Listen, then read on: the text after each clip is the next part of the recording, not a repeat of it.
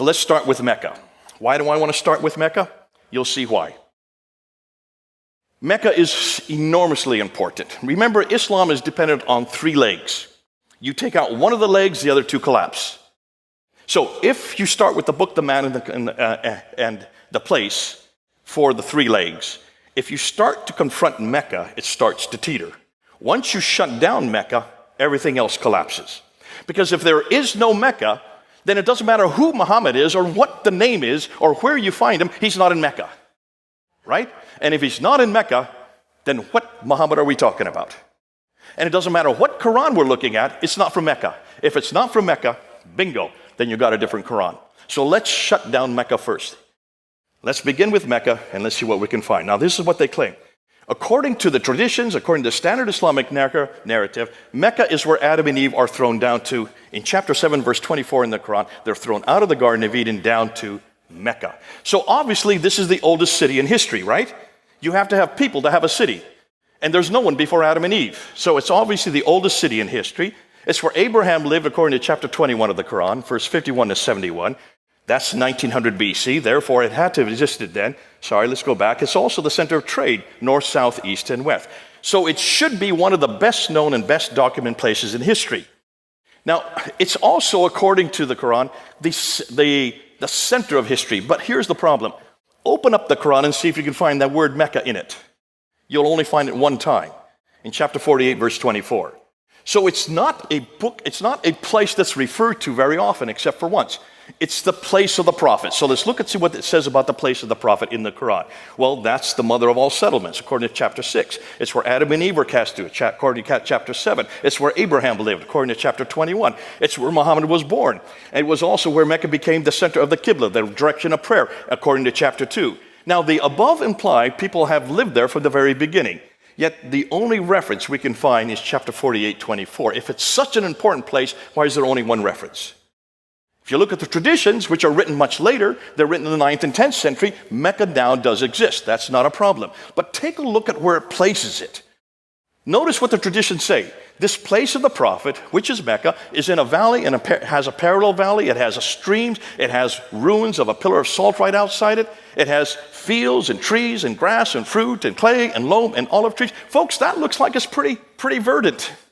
Am I correct? Lots of vegetation, lots of water. Look at Mecca. There's no streams. There's none of these in Mecca, and there never has been.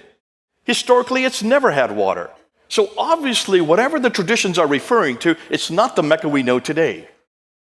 When you look and unpack the Quran, and you look at it, you will notice that an awful lot of it refers to geographical locations, 65 geographical references, but only 9 places are named. And over again, it refers to these people from Ad. 23 times these people from Ad, that's the biblical Uz. 24 times the people from Thamud, that would be the Nabateans. That's 7 times the people from Midian. They're the Midianites. But take a look on the map and see where they're all placed. They're up in Jordan. Mecca is at the very bottom of the map. Do you see it down there? There's 600 miles. If this prophet were having daily contact with these people from Ad, Thamud, and Midian, he'd have to have a helicopter or a jet to get up and back in 1,200 miles in just one day. They didn't have helicopters back then. Can you see a problem, folks? Obviously, whoever this prophet is who's having this relationship with all these people either had to live up there or this is nothing more than fiction.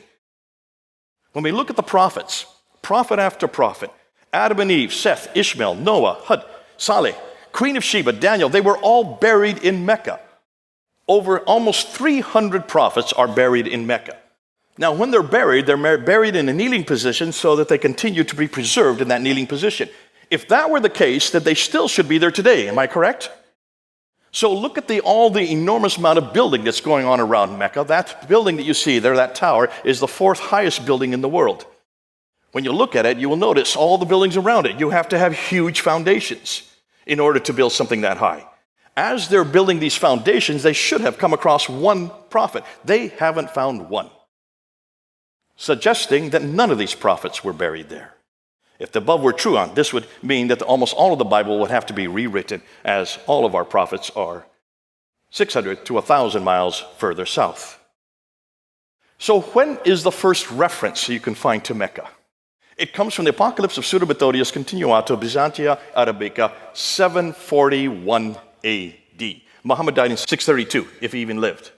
That's over 100 years later that we get the first reference of him. What about the maps? Is Mecca on any map? Ptolemy is the best source to go to because he wrote the geography of Arabia, and there are those who've taken his geography and put maps together, like Reinhard Holle in the 1400s. Notice when you look at the map, Mecca is not there. Here's another one put together by Laurent Fries in 1541. Notice Mecca is not there as well. Here's another one putting what Ptolemy said, put together in 1571, put together by Sebastian Münster. Same problem. Mecca just doesn't exist on any of these maps. Here's a 7th century map that has been redacted back to the 7th century. Did you see Mecca on it? I don't. Here's another one, redacted back to the 7th century. Can you find Mecca on any of these maps? Not one. So certainly Ptolemy didn't know about this place. When you look at the qiblas, these are all the direction of prayers. Now remember, in chapter 2 of the Quran, all the qiblas were directed to Mecca according to the Quran itself. Dan Gibson, who's done the best work on this, and he has gone through over 100 mosques, and he's gone to all their qiblas, and notice what he has found. From the 7th century up until the 8th century, up until 706, every qibla is facing Petra. Not one qibla is facing Mecca. We're in the 8th century, we still can't find any mosque facing Mecca. It's not till 715 that the first mosque faced Mecca. What does that tell you? For 100 years, they never knew where Mecca was. In fact, look where all these qiblas are. They're right there in Medina, in China, in India, in Syria, in Egypt, in Israel, in Jordan, all over the world, and yet none of them seem to know where Mecca was. For over 100 years, they didn't know where Mecca was. Were they that inept? Or did Mecca even exist? Now we come to the trade route theory, and this is where Montgomery Watt has helped out the Muslims. He tried to help them out to show that you can find Mecca if you just look at the trade route. The trade went through Mecca. Now the trade used to go this way, right up through the Persian Gulf, to Basra, across Iraq, across Syria, over into Lebanon. But then you had the Sassanians who started warring against the Byzantines. And for 200 years, from the 5th, 6th, and 7th century, they shut down the Persian Gulf because of these wars. So the trade had to be rerouted. So what Montgomery Watt says is they went from India, and remember all the trade's coming from China and India, they can't go north because of the Hindu Kush and the Himalayas. So they come across the Arabian Sea, they come to Aden there in the south, and they go zip 1,250 miles up to Gaza in the north. Now notice Mecca's halfway. And so he said Mecca controlled that trade, and that's how Mecca became important. How many of you believe that? No one's going to raise their hands? You know why, because I'm going to shut it down. But I'm not going to shut it down. Dr. Patricia Corona shut this down. This woman, Danish, read and wrote 15 archaic languages. How many of you could read and write 15 archaic languages? Probably the greatest scholar of her day. She just died a number of years ago. She was my authority. She was the one that helped me when I started my doctorate there in United Kingdom. And she looked at this map and she saw two problems. To see if you see the same two problems. This is the first one. She said, hold on a minute. If you're taking all the goods off in Aden and you're going up along what we call the Western Plateau where the oases are, you'd have to go up to Taif. And then from Taif, you have to go down to Mecca, 3,000 feet. And then from Mecca, you've got to go back up to Yathrib. And then from Yathrib on up to Tabuk, Khaybar, and then on up to Gaza in the north. Do you see a detour there? Can you see the detour? Let me emphasize exactly why she's saying this. Let's look at this topographical map, and let's just put these cities that are on the trade route. There's Aden, there's Sana, there's Najran, there's Taif, there's Yathrib, Tabuk, Petra, and then on up to Gaza. You notice they're all on the Western Plateau. Are you seeing that? Can you see it from this topographical map? So where's Mecca? Bingo, right there. 3,000 feet down from Taif. Let me give you another map. Here's another one, a topographical line map. There's Aden, there's Sana, there's Najran, there's Taif. Now you can see Yathrib, there's Tabuk, Petra, and Gaza. So where's Mecca? Bingo. Now can you see? It's way off the Western Plateau. It had no water. Why would you go from Taif down 3,000 feet to a city or a place that had no water and no food for your camels, and then come back up 3,000 feet to get up to Yathrib? So that was the first problem. But here's the second problem. She said, why in the world would they even get their material off in Aden and go 1,250 miles by land when they have a waterway on the left? Why wouldn't you just stay on ship? Even today, look how all our goods are sent all over the world. They're sent by ship, are they not? It's the cheapest way to send anything. And you've got the Red Sea there on the left. So why didn't they go on the Red Sea? Now, she's clever because she reads and writes 15 languages. She went back to all the trading documents from the 2nd, 3rd, 4th, 5th, 6th, all the way up to the 7th century, something no Muslim has ever done. And she wrote a book called Meccan Trade and the Rise of Islam in 1987 and got death threats because of what she found. This is what she found. She said, when you go and watch the trade, it comes across the Arabian Sea over to Aden. Yeah, it did stop in Aden. They would get provisions there, but it did stop there. They wouldn't take off any goods there. They would go up into the Red Sea. They would go to ativá-las, and she found ativá-las over and over again. And then from ativá-las, went up the Red Sea, on up to Petra, and then from Petra to Gaza, and then from Gaza right across the Mediterranean world. That's what she found. But she didn't go far enough. That was in 1987. We have found something else. See, what she didn't realize is what part of the Red Sea and what side of the Red Sea did they go up? To do that, you need to look at topographical maps from space, and you need to see where the channels are. Do you see the dark blue line there, right in the middle of the Red Sea? There, I'm going to put a red line on it so you can see it even better. That's where the big ships go today. But back in the 7th century, they didn't have big ships. So where did they go? They went where the orange lines are, the golden lines. Those are the channels that the boats use. Notice they're not on the Arabian side, they're on the African side. Am I correct? So, unlike the East Arabian shore, which was arid and dry with no fresh water and thus few people, the West African shore had plenty of fresh water and had larger populations. What's more, the West Coast had easily accessible ports. We know their names. Here they are. The ports along them are Asab, Agilis, continue on Suakin, Berenice, and Safaga. Look at the dates. They all predate Islam. Notice they're all 1 day's boat ride apart. So they would go in every night to shelter. These have been around since the 3rd century BC. On the Red Sea side, on the Arabian side of the Red Sea, the only port that we know of is called Yanbu, which supported Yathrib. So what about Jeddah, which supports Mecca? Muslims have always asked me, well, then didn't Jeddah exist also? Dr. John Halting, who is the world authority on Jeddah, wrote his book on it. And if you look at his book, he says Jeddah did not exist until the 8th century AD. It was created because Mecca was created. Mecca had no water, therefore it needed provisions. That's why they created Jeddah. Therefore, since there was nothing, let's get rid of Jeddah and Mecca. Boom, they go off the screen. Without Jeddah, without Mecca, what happens to Islam? A big red X. Well then, what about the civilizations? Maybe they knew about this place. So let's ask, and Dr. Patricia Conan went around, she asked this question. If Mecca was the oldest city in the history of mankind, someone somewhere should have heard of it. So she went and she looked at all the empires to see what they said. Now remember, she reads and writes 15 languages. So she read everything in its original tongue. The Assyrians, she found nothing about Mecca. The Babylonians, they knew nothing about Mecca. The Roman Empire knew nothing about Mecca. Neither did the Persians. What about those closer to it? Much closer, like the Nabateans. They knew nothing about Mecca. And the Sabaeans knew nothing, and neither did the Himyarites, or the Azdis, or the Kindas, or the Kedarites. None of these people, including the Nubians right across the Red Sea, none of them had heard of Mecca. Not one word. All the way up until the 8th century. What does that say about Mecca to you folks?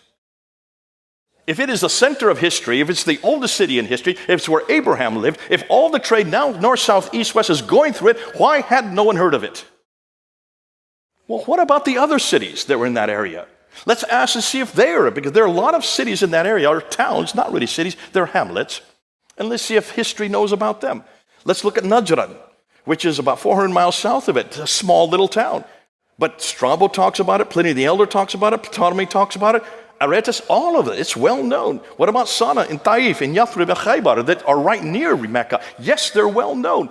The Greeks talk about it from the 6th century BC, they refer to these places. Mamre, Pliny has a whole book written on the history of it. Petra, Joukowsky has written an entire book on the history of Petra. Maghrib, where Muhammad Mariktan has written another history on it. Why are all these insignificant towns referred to, but not one of them referred to Mecca? I'll tell you why. To know why, take a look at a map and you'll see why. Look at those 4 maps. Those are 4 topographical pictures of Arabia. And what do you notice about Mecca and Medina? Well, the central part where Medina and Mecca are is a desert, right? Where there's the desert, there's no water. Where there's no water, there's no food. Where there's no food, there's no people. Where there's no people, there's no towns. Where there's no towns, there's no cities. Where there's no cities, there's no civilization. Where there is no civilization, there is no history. It's as simple as that. How long did it take me to say that? 10 seconds. And you can do the same. You have to have water, folks. If there's no water, there's no history. That's why it was called Patria Deserta by the Romans. It's always been a desert. That's why none of the prophets could have come there. Nobody has ever heard of it. Just like Mars, without water, there's no point even going there. But we have to go there. Let's go to the Hajj. Because the Hajj is where you need to find out. If the Hajj has been there from the very beginning, then it should be also archaic. It should be the center of history. Am I correct? When you go to the Hajj, and those of you who can't go because you're not Muslims, but you go and you circumambulate that square building called the Kaaba 7 times. Why do you circumambulate 7 times going counterclockwise? Good question. I'm going to tell you. To do that, you need to go to Petra. Petra also has a Kaaba that you circumambulate 7 times going counterclockwise. Why does it have a Kaaba? Well, you need to go to this city. Do you recognize it? Jerusalem. You've got to go back to Jerusalem that also have a Kaaba. Remember, Kaaba means square in Arabic. It also means square in Hebrew. And the Kaaba in Hebrew was the Holy of Holies. And the Jews would circumambulate it 7 times going counterclockwise because of Jericho. God told them to do it 7 times going counterclockwise. They still did it as a pilgrimage to Jerusalem. Therefore, the Kaaba that was in Mecca comes from Jerusalem. It gets better than that. After they circumambulate 7 times, they then run back and forth between Safa and Marwa, the 2 mountains that are there. Take a look. Do those look like mountains to you? They're only about 20 feet high. You can climb on them as kids. Those are not mountains. Those are rocks. They're called Marwa and Safa, and the Muslims run back and forth 7 times. Why? Because Hagar is in the desert. She's thrown out of Mecca by Abraham, who's living in Mecca. She runs out of water. She needs to find water for Ishmael. She runs back and forth 7 times between 2 mountains. Folks, those don't look like mountains to me. In fact, hold on a minute. They're only 100 feet away from the Kaaba, which is in the center of Mecca. If she's out in the desert and she can't find water, then what is she only doing 100 feet away? Why doesn't she just knock on any door and get some water for the neighbors? Can you see there's a problem here, folks? This is not the original Marwa and the original Safa. This is nothing more than a facsimile. This is nothing more than when you go to Las Vegas, you'll see an Eiffel Tower there, right? That's not the original Eiffel Tower. You'll see a pyramid there. That's not the original pyramid. They're nothing more than facsimiles. That's what you're looking at. So where is the original Marwa and Safa? Though some people think it's in Petra, you need to go to Jerusalem. Go to Mount Moriah, where the Temple Mount is. What is the name for Moriah in Arabic? Marwa. You go down to the Kidron Valley and go back up to Mount Scopus. That's what the pilgrims all did. And what is the name of Mount Scopus in Arabic? Safa. So the original Marwa, the original Safa are in Jerusalem. God bless the Muslims. All they did was plagiarize. Everything is plagiarized in Islam. When you look at the Hajj, you can see that the Kaaba is plagiarized. You can see that the Safa and Marwa are plagiarized. You can see that the hill of Arafat, I don't have time to get into it, that's plagiarized. You can see the Jamarats where they throw 49 stones. Why 49? Because it's a multiplication of 7, which is the holy number in Judaism. They've just plagiarized from the Christians. You look at the Zamzam well, that is the same thing, the same word that is used for the well there in Siloam, the pool of Siloam in Jerusalem. And then we get to the black stone. Thank God this is not plagiarized. What in the world is the black stone doing? On the eastern corner of the Kaaba. Every Muslim, as they circumambulate, they kiss the stone so that they get their sins forgiven. Who can forgive sins but God? This is idolatry, folks. And it's at the very seat of Islam. The very center of Islam is based on idolatry. If Muslims say God is one, then what's that stone doing there? That does not come from Jerusalem. Do you understand that? I'm not going to go into it because I see I'm running out of time. I need to keep going. Look and go up on Fander Films. We've got all of it up there. We're now unpacking all of this material so you can see it. So can you see? No one could find Mecca placed in the Quran. Crone pretty much debunked the trade route theory. Gibson debunked the Qiblas. Crone also debunked. She not only debunked that, but she also debunked the maps. And then we debunked the trade route going through the Red Sea. And then, of course, the 5 stages of the Hajj. Though Mecca has existed since Adam and Eve in Surah chapter 7, verse 24, there is no evidence of it anywhere until 741.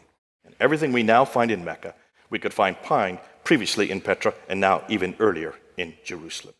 You ready for Muhammad?